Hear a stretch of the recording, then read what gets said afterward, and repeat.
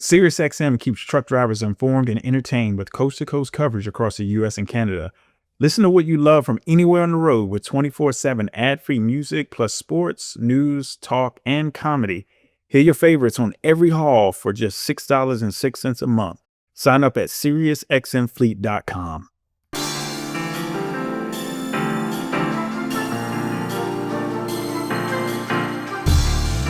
Welcome to The Long Haul, the podcast dedicated to empowering small carriers and owner-operators to drive their business forward. I'm your host, Adam Wingfield, bringing you insights from industry leaders, real-world success stories, and strategies to help you navigate the road to profitability. Whether you're just getting started or looking to take your fleet to the next level, this is the show where trucking meets opportunity. So buckle up, it's time to go the distance. Welcome, everybody, and welcome back. I guess to say welcome back is the best thing to do. We're excited to bring to you another exciting episode of the Long Haul Podcast featured by Freightways Playbook. I am your host, Adam Wingfield, and I am excited today, as I'm excited every week we get to talk to a phenomenal guest. Today's guest is really no one that's a new person to the industry. She's done so much within the time that she's spanned over almost 3 decades within the industry. She's done so much, but there's a couple of things that are really important that are going on in the world today that I think that she can come and bring tremendous value on. She has over 24 plus years of experience within the transportation industry. Specifically, she's really focused towards the drayage and the port side of things. And I brought her on because I want to talk about the T word a little bit today. And her name is Corisa Carter. Welcome to the show today, Corisa. Thank you, Adam. Thank you. It's always a pleasure to see you. I appreciate the opportunity. Oh, by all means. Now, for the folks who might not know you yet, can you share a little bit of background about how you got started in trucking, the logistics, and what got you to where you are today? Absolutely. I always tell people that I don't know if I chose trucking, but trucking kind of chose me. Back in 1999, I actually landed a job at OOCL, which is the Steam Ocean Line Container Company out of Mount Pleasant, South Carolina. I got hired in their equipment control department as a tracer. I kind of started off at the bottom and worked my way to the traffic department. Then once in the traffic department, I became a dispatcher to the trucking companies. So once that happened, the rest just kind of fell into place from there. I became a terminal manager for 6 different trucking companies here in Charleston as an intermodal drayage specialist. So I opened 6 different trucking companies for different managers. With recruiting, the drivers followed me to the next company and then the next company. I don't know if that's always positive for those companies, but that's where I gained my experience and started to build relationships with the customers. One of the big customers that I built a relationship with was International Paper. The last company that I worked with before I opened my own terminal was a company that had the International Paper bid. And once they lost that bid, it's like, you kind of put my faith into action. I stepped out on my own 13 years ago and I opened CM Transportation. I currently have 43 owner operators that are working under me, that are leased onto me. We handle International Paper and a variety of customers out of the ports of Charleston. I'm blessed to run under Cowan Transport Services. I've got a over-the-road dispatcher, a local dispatcher, a safety director, a billing and payroll manager. So I've got a nice little small office here in Charleston, South Carolina. And our niche, as you explained, is drayage, and started off from OOCL and ended up sitting in the desk dealing with the trucks and the drivers. I love it. So from your perspective on the ground, how would you just describe the current state of drayage as is? What's changing that drivers and carriers need to be paying attention to specifically? Well, Adam, it's actually funny that you asked that our interview was today, because if you would have asked me that question, probably the middle of January, I would have told you that my trucks had been sitting for a week.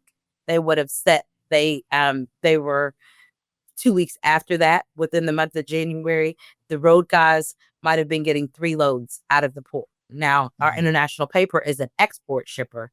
And so there I can see the freight start to taper off even with international paper on the export side, but the imports for my dedicated customers have practically dried up.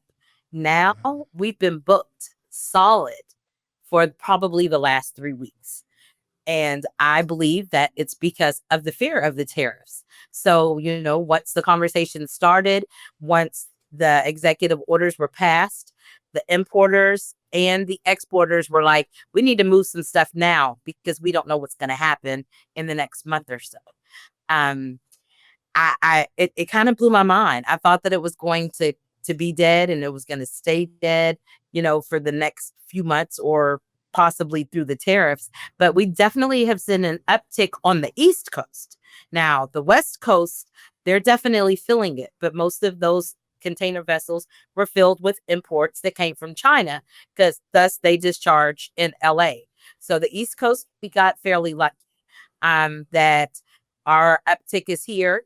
People are trying to get their cargo into the East Coast ports so that they can get them back out, or so they can get them to the warehouses before they see any changes within or any more changes after the tariffs out. What are some of the biggest challenges drayage companies are facing right now, maybe that are not getting talked about enough in that case? So I believe that this might be the first time in 26 years that I've ever had customers tell me that they can't pay my invoice until they're paid from the shipper overseas. Wow. Really, we don't have those conversations, like with the customers. They get the invoice from us, whatever their terms of credit are with our credit department, whether it's 30 days, 90 days, 120 days. We've never had a conversation about the people that they are purchasing from or that they are sending to. But we have a large export carrier, or excuse me, a large export shipper who said, "Hey, Carissa, we need you all to load 14 loads, and but we're not going to be able to pay you until until our invoice is paid overseas." And I believe that is because they're scared that once those loads are imported, that maybe that importer that will purchase them because of the price of the tariffs. Then we had a customer who imported 2 containers into the port of Charleston, and the exporter would not release his bill of lading until he paid the invoice of $34,000. That's never happened either. So he sends out an email and, we tell him, hey, your cargo has arrived. We'd like to schedule delivery. However, it's on hold. And once it's released, let us know and we'll get it to you.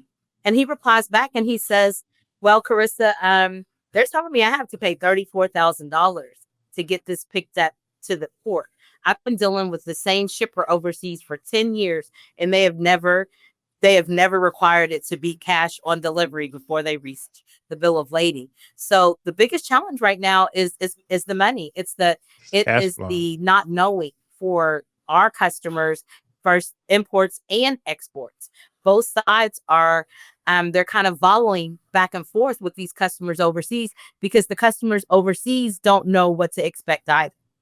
So how should small trucking companies on the back end, how can those small trucking companies, especially the ones that are doing port work, right? The ones that are specifically doing port work, what should they start doing to prepare now? Just because this example that you mentioned, like if they don't have the money, then obviously coming downstream, I can see that there are a lot of cash flow issues, specifically around, as it goes through the 3PL side, there's going to be cash flow issues there. So as a truckload carrier or owner operator or a small company, what do they need to be doing? And I was thinking, what about when the factoring companies get wind of Oh this? yeah. Oh yeah. Because a lot of the smaller trucking companies, like you mentioned, so for their cash flow, they are using these factoring companies or they are using a third party invoicing company. And so if that third party invoicing company is told by a customer, hey, we may not be able to pay you for 6 months, then is that going to change the terms Wow. of agreement with the smaller truck lines? The truck lines that are getting express pay, quick pay. I believe that this cash flow is definitely going to roll downhill because somebody has to foot the bill, right? The driver still has to get paid for delivering it. The driver still has to put fuel in their truck to get it delivered. The driver's going to need maintenance. So the driver himself still has to get paid whether the company has to wait on their money or not. So I definitely think that this is another one of those times, almost like directly after the uptick that we saw during COVID. Then of course, now all of the warehouses over ordered and everything was full. Right. So it started to taper off, right? And Right. what happened to those smaller truck lines? They Right. started to taper off right along with them because they set their business model based on the supply and demand that we saw during and immediately after COVID. So that after that tapered off, the loads tapered off, the money tapered off. And I feel like the same thing is I really feel like the same thing's gonna happen with the tariffs. I think we're seeing this uptick on the East Coast now. And then I think that once the negotiations are completed, everybody's going to start ordering again and we're going to boom, right? And then Right. those warehouses are going to get refilled again. And then it's going to go on another downhill slope. So, as your expertise, when you're telling them how to maintain their business, that's one of those questions that they may not even think about, and that's one of the things that we tell people all the time. Like what you see in January in trucking, you may not see that in June. You may Right. not see that in December. So within 1 year, the rates can change. The price of diesel can change. The price of maintenance can change. And these smaller truck lines have to be able to still maintain their business with all of those changes. Right? Yeah, that's right. Yes. And you made a great point. So you're on the East Coast. You're on Charleston, Port of Charleston, and I've had the opportunity to be spend a little bit of time at the Port of Charleston. Pretty large scale port. But in comparison to like Port of Long Beach or Port of LA, it's dwarfed in terms of that size. You're already seeing a uptick on your side, but you're saying that that's potentially kind of like more of a front loading situation where hey, they're just getting prepared because they just don't know. Is that what you're seeing? Is that on the East Coast you're seeing a front loading, or is it a redirection on West? Or what could we interpret that as? I believe it's more of a front loading, because I believe that because of the vessel routing, like the actual when it leaves this port and discharges at this port, because of the vessel routing, the companies that are facing the higher tariffs, those are the companies or the countries that are actually discharging on the West Coast. So the East Mhm. Coast, the routing from the East Coast, those countries, I mean, we still, all the vessels can go to any country and it could still make it around to us. But I think that our immediate importers that come to the East Coast have not been directed with the higher tariff yet. So Right, I think that this front load is because they anticipate that it may come. right. And if it does come, we need to get our stuff over there now. Now, the Mhm. West Coast ports are already filling it because those countries that are importing and that routing discharges on the West Coast, they didn't get a front. They're not getting it on the front They side didn't like get a we chance. did Yeah, because as soon as those numbers popped, yeah. It was somebody rap. has to pay. Yeah. That's right. So you work with a lot of owner operators every day. You got about 45 owner operators, 43 to 45 owner operators that work with you in small fleets. What's the biggest mistake you see them making when trying to grow in this environment? Do you have like owner operators say, hey, I want to put my second truck, or I want to put my third truck on there? And do you advise against it? Or is there something that you kind of talk to the listeners a little bit about growth in that drayage environment, especially when it comes down to uncertain times? I think that the biggest mistake that I see most of them make, and a lot of them are more the owner operators that are newly owner operators. Most owner operators start off as company drivers somewhere. And until they get, into a financial position to become an owner operator. But not all. Some of them are lucky enough to be able to come owner operators off the rip. But I think the biggest mistake that I see is that rainy day fund. And actually, when I lease a driver on, just like we said, you never know what's going to happen from January to June to December. That's what I try to remind them to prepare for as an owner operator. So once you see that uptick, once you see it coming on the front side, then you should be putting up, what I call the rainy day fund. Definitely, we all know that maintenance accounts are a must, but as their revenue starts to decrease, though their expenses don't decrease. And I think that that's one thing that I cannot stress I can't stress enough. You may not run as many miles, but you're still going to need that oil change. You may not run as many miles, but you're still going to need those tires. And now the cost of those tires and the cost of those oil changes are probably going to go up. So when you're making those big checks, it's nice to go get you a new car. Yeah. It's Yeah. it's nice to take those trips and be and make take wifey to Louis Vuitton, or even you go to Louis Mhm. Vuitton, Right. but just be prepared that those big checks may not last throughout that whole year. You know, now those who are financially stable to put a truck on. If somebody asked me right now, um, do they can I bring a second or third truck on? I kind of say enter at your own risk. Because I really Mm. don't know what their pockets look like, how their rainy day fund sets, how their maintenance account sits. Now, if you can make it through the storm, you can make it through those rainy days, then it may not be a bad time to lease on another truck.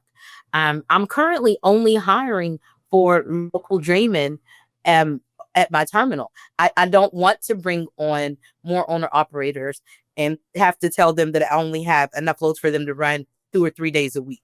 I like Mm. to see the consistency before I try to increase my fleet, because they do call. Well, Carissa, I thought I only worked 3 days this week. Well, Carissa, I only worked 4 days. And I have the young ladies that, my son's birthday is next month. How many votes am I going to get? I wish I could predict it, and that's something I always say my crystal ball is kind of cloudy right now. I Mm. don't know what it's going to look like in a month or 2 months. And I really don't want to I don't want to have them commit or make a commitment to me. So if there are other truck bonds that are out there that tell you that they have that dedicated freight and they can keep you running 5 days a week, then so be it. Because I'm not comfortable in saying that I can do that. However, our local port to rail drayage, I mean, it's decreased some, but that is still pretty steady and consistent. And then, of course, the cost of operating locally is less expensive than operating on the road. So these guys that don't leave the city, they don't spend as much in diesel. Their trucks are probably a little older, so the maintenance is probably a little less on them as Sure. well. So we have increased our local dray power, Adam. Probably for the first time in 13 years, we increased our local dray power by like 200%. We went from having Wow. like 5 or 6 local draymen to like 15, and they just don't leave the city. Wow. Wow. So you're actually going through a growth, but you're saying to no more owner operators right now because we're not sure. Well, that kind of feels kind of weird. Like, okay, we're growing, but we're not sure if we want to grow like that yet. Right. And even the local draymen are owner operators also, but the Hmm. growth is the area in which they run. So those loads that are going out regionally are, going out within the region, like South Carolina to North Carolina to Georgia to Tennessee, that slowed down. Mm. So we do still have the companies, and you have large dedicated shippers that haven't stopped moving, like your Mercedes, your BMW. With us being in the Charleston area, we got some nice large manufacturers in those areas. Now they're putting their stuff on the rail. They're railing it into Charleston Right. to keep their Right. trucking costs down. So the local draymen are picking it up from the rail and draying it to the port. So that has increased. So, like you said, the growth for the local side is up. However, the regional guys, I was just talking to somebody. We used to run to Charlotte, North Carolina every day out of Charleston. I know you could probably attest for that. Yeah. Charleston to Charlotte was a lane that I thought I never would have thought Would we never would dry see. up. Yeah. Yeah, that Yeah. would never dry up. Now we may go to Charlotte maybe twice a week. And I Wow. I could have always kept drivers moving regionally. But now the loads locally have definitely surpassed our regional loads. But those large companies that are putting that stuff on the rail, they're still moving. And now with our uptick, our regional guys are working. I've got 2 guys that have been back and forth to Arkansas from Charleston. That's usually something that would have been put on the rail. we did Charleston to New Orleans, Louisiana. That's usually something that would have been put on the rail. But I also think it's because of the T word. I think the tariffs, they said, let's get this in, route it to Charleston. I mean, because right, we have a port right there in New Orleans, right? Let's route Yeah. it to Charleston. It may cost a little bit more and track it straight there so that we can get it before the tariffs actually affect our shipper. So it's going to cost. So that's a good point. So you saved, I mean, in all essence, you saved a load because now instead of putting it on a train, you got to put it on, you put it on truck. It costs more to put it on truck. Obviously, then, obviously the cost of it. But you're saying because of their fears on what's going to happen, then the uncertainty, they want to get it there quicker. Is that what I you're think saying? so. I do. I think so. And I think that they don't have to wait on the rail transit time. I think Yeah. that maybe it could have been something like you asked earlier that perhaps would have discharged a little Hmm. farther west, whether it would have been the port of Houston or, the port of LA. And I guess one thing that we haven't touched on is so when those ships are a little bit more empty, we're talking supply and demand too. Now, the ocean line rates are going up, Hmm. right? So the ocean line companies, they're worried. They're worried about what the tariffs are going to do to what's imported in. So I think the price of the 40-foot to ship a 40-foot container kind of doubled. So if you're sending it to Charleston, you're probably getting, I want to say, a pre-tariff rate. Am I Hmm. making sense? Yeah. The, Yeah. the pre-tariff ocean rate versus what it would cost to ship it to Houston or to LA now. And it still may affect Charleston. The tariff rates may affect Charleston with the ocean shipping costs, but I don't think that it has affected it right now. So I think that that's definitely why we've seen the uptick. So region matters, location matters, It where it's does. coming, the country that it's coming from, the final destination here in the States. All of these shippers, exporters and importers are looking at those routes. They're doing their cost comparison to see which port can I send it to? How much is it going to cost me to put it on the train? How much is it going to cost me to put it on the truck? And how fast can I get it to that warehouse before we see either a deflux or an influx because of these tariffs? Now you're in the home of, Boeing creates a Dreamliner down Yeah. down in Charleston, which if you don't know, for the listeners that don't know, that's like the largest, airplane like on the face of the earth. If you haven't seen the Dreamliner before, and then most recently, because of what's going back and forth between the United States and China surrounding tariffs, Boeing stopped their shipments in that direction. Have you Yes. seen a export slowdown just from the Boeing side? Because I mean, I think Boeing is right there at the airport there in Charleston. Is that It is. not Yes, sir. correct? Yep, I actually just flew back in, and there's nice pretty ones sitting there. It's almost as big as the parking lot. Yeah. And yeah, we have. And even though I mentioned the manufacturers like Mercedes and BMW, Boeing is a very, very, very big example of the effects that it had on the manufacturing. Because that the parts that were being shipped in that are being imported to build Imported in. these planes. Okay. That's right. And then the companies that were going to buy them, because most of them aren't US based companies that are Hmm. buying that Dreamliner, right? Hmm. So the companies that were going to buy that plane, they're not Hmm. buying that plane Wow. because of the Wow. cost of it. So that's probably Wow. why it's sitting over there at the manufacturing facility and hasn't been shipped out yet. So can you imagine the amount of money that Boeing spent to produce this? I mean, just if I wish I knew the numbers off the top of my head, just to produce one of them it's a It's astronomical. astronomical. Yeah, it's It is. astronomical. And I wonder about the job. I mean, has it slowed down? Like, are any shift slowdowns? Like, has it slowed down anything in Charleston just of yet? They had just went through a layoff like right before Uh the huh. election. So I think that that's probably why that we haven't seen like the people that I know, they're not really complaining about losing hours. And Yeah. because that did become an integral part of our economy. And, like when people talk about the supply chain, when it comes to these tariffs, that is a really, really, I just can't stress enough that even it starts with us, the ocean line, the ILA workers at the port, the Yeah. state port workers. Now let's get to the manufacturing people that it's going to affect. Because like you asked, what if they do start laying off again? So now this right before the holidays, they're not going to have this money to spend. People aren't going to have the income that they had before if they get laid off. They're not selling the ocean liner, so are they going to lay people off? Now there's uncertainty about the job. I just, watched the news the other day, and they talked about April being one of the fastest growing employment months. So Mhm. the number of people that actually went and got new jobs, I think that it's a fear of that. I think Yeah. that, maybe if they were a temp at Boeing and they could go maybe to Walmart, not to Right. compare the two, but if they could go get something that they knew was A little more stable. stable. It's Yeah. right. Instead of thinking that, hey, Bowen's going to hire me within 90 days. And I think that all of that affects us and that economy. Well, that's interesting, and just like you said, there are no Dreamliners that I know of. I've never seen a Dreamliner with an American, within our because I mean, obviously, the region is not nowhere as vast to Right. need that. So, I just wondered with the volume, obviously seeing a change in volume, how that would impact, and it's just to shift gears just a little bit. The way I was introduced to you and how I became familiar with you was through something that you put together and you created in Charleston, which was just when I first had the opportunity of actually seeing it take place, I was just in awe. And not in a bad way, but I'm like, that was incredible you putting together. So I want to talk a little bit about the Charleston Truck Expo. Okay.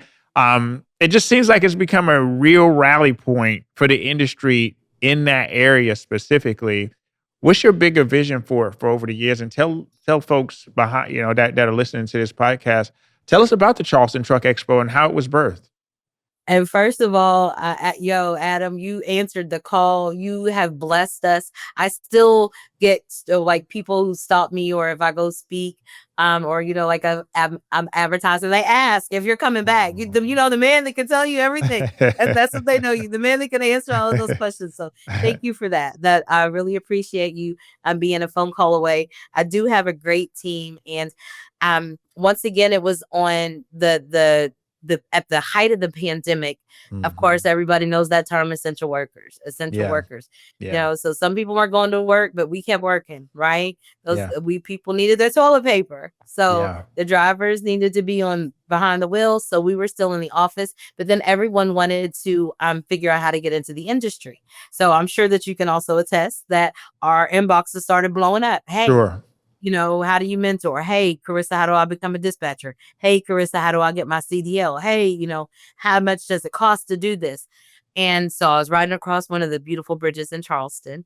And I was like, I mean, what if we could just put everybody together that has Mhm. this information, that the people who are inboxing, the Adams, the Carissas, the Tristans, the Vanessas that have been in this industry for so long, if we could put them together under one roof so that people would have access to us to ask us those questions, but also to uplift, because I believe that the pandemic, a lot of people, depression was real. It Right. was getting down. So I was like, how could we educate and as well as inspire and have a good time, bring the Yeah. family out. So instead of it, maybe just strictly being a conference and, educational, a lot of people didn't know what we did. So a lot of wives don't know what their husbands do. A lot of husbands Mhm. don't know what their wives do, not just Mhm. when it comes to driving the truck and being a CDL driver, but also what we do in the office. I had no idea how in depth your program was until hearing you speak. I mean, it was truly amazing, from customs house brokers.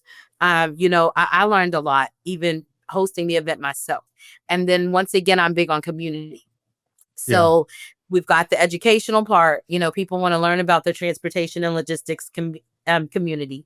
Then we have our families that don't know a lot about what we're going on. But we also had a lot of entrepreneurs, local entrepreneurs out here that were struggling too, because, where they couldn't get out to do their vending and do their selling, and people were ordering offline, Right. and not maybe doing as much spending. What if I can bring them in so that they can showcase their business to the community too, and give them an opportunity to have some exposure as well?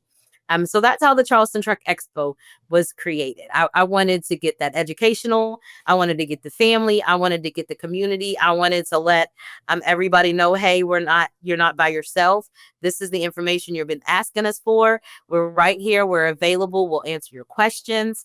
Bring your kids out, let them have a good time. Yeah. Bring your wives out, let them have a good time. Bring your husbands out, and then small business owners come out.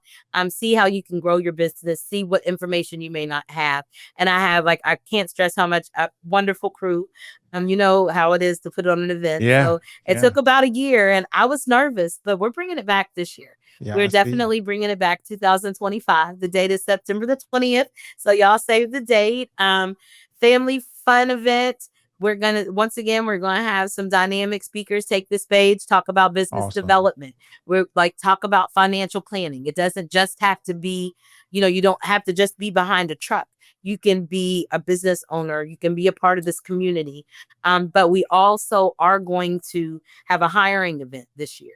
And I Mm. think that with that T word looming, Yeah. and I also think there's going to be an uptick, like I said, after Yeah. those tariffs, after the importers start ordering again.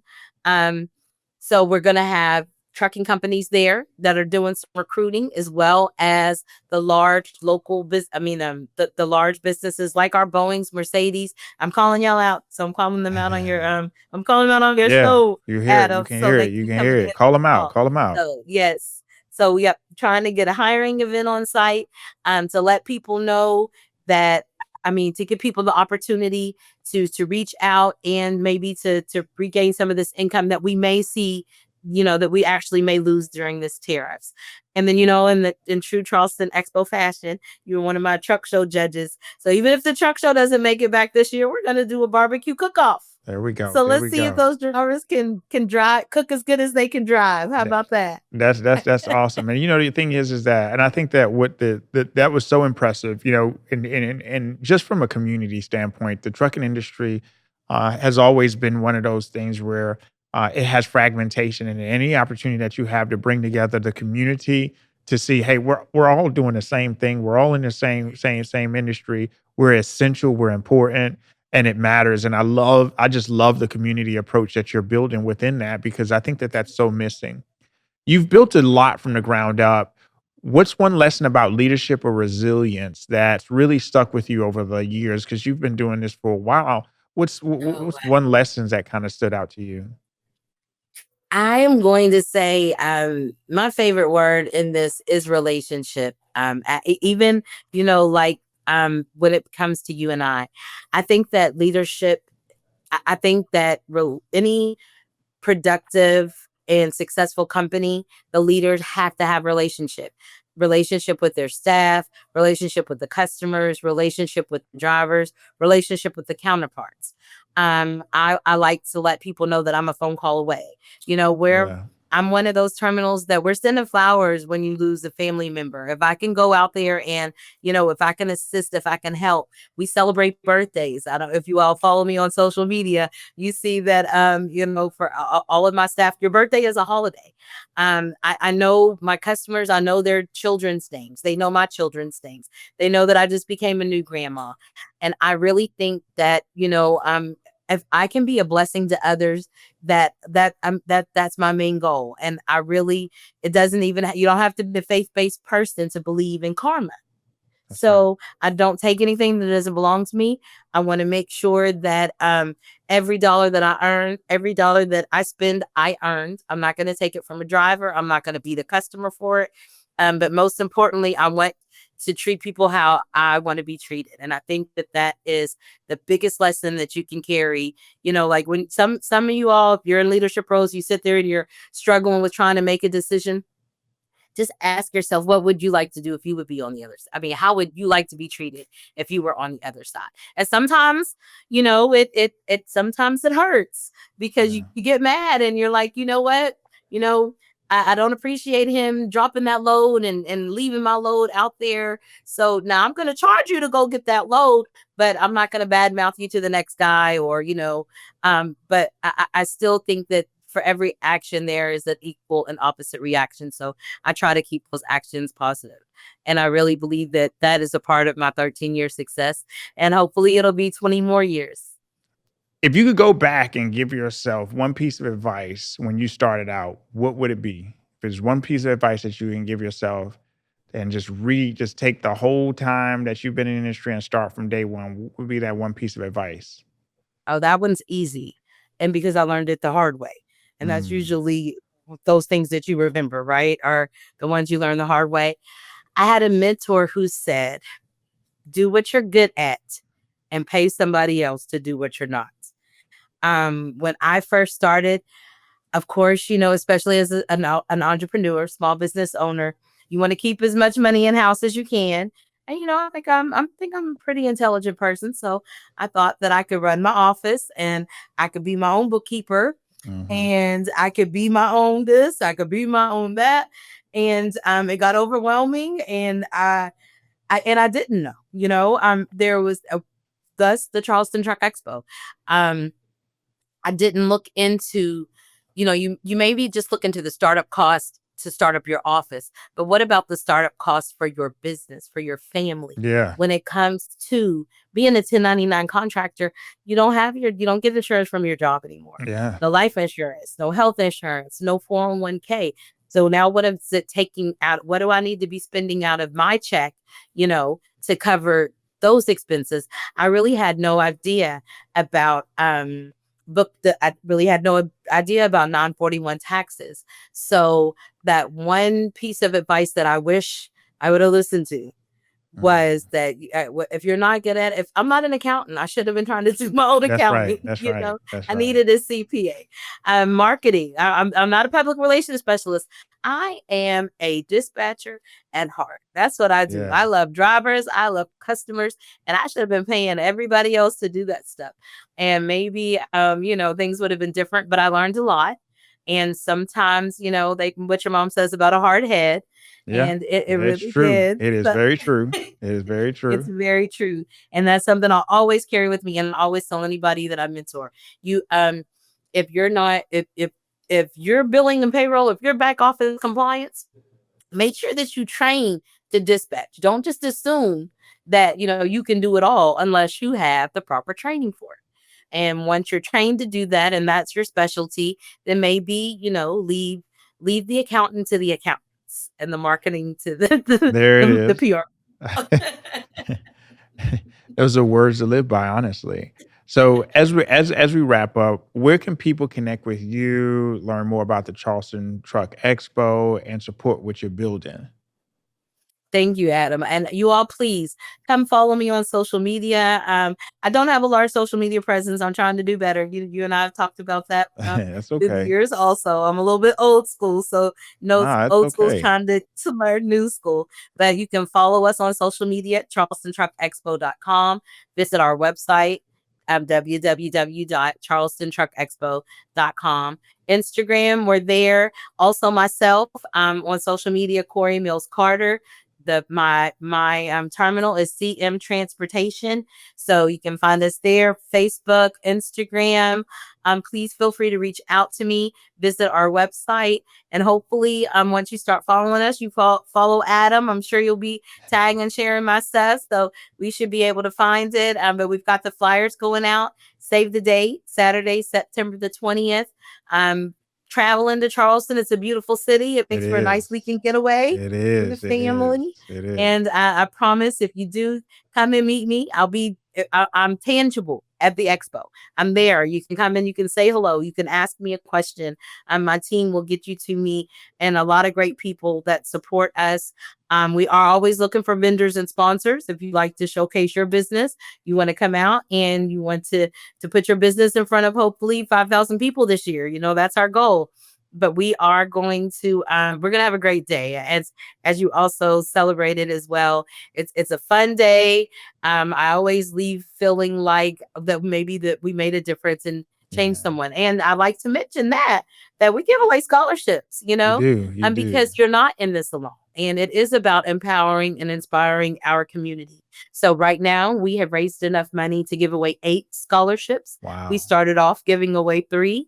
We had a Wow. fundraiser with some great support. So 8 $500 scholarships to young youth and young people. You don't have to just be graduating from high school, but if you know somebody that's been talking about getting their CDL and they are like, oh, they don't know if they could pay for it, we have a scholarship application that's open right now that you can find on those social media pages also.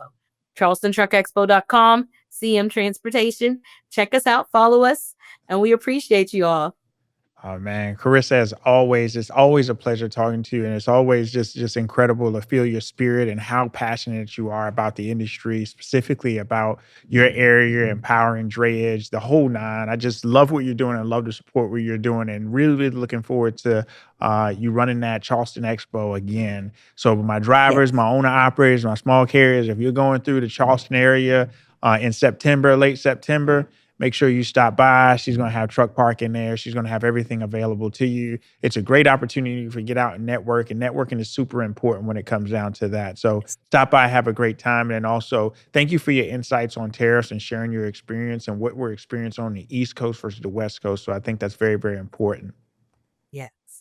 Thank you very much for the opportunity. I'll come back anytime. You know, I like to talk. So just when we get, hopefully, I mean, at the rate that this is going, we might have a lot to talk about in the next few years. So Absolutely, absolutely, they keep absolutely. everything interested. But I'm just a phone call away. We hope to see you in September. We cannot thank you enough for your support and how you have been there. Because I always say that, my name, a lot of people don't know who I am, but your passion, your industry, your knowledge, the building blocks and foundations for people like me.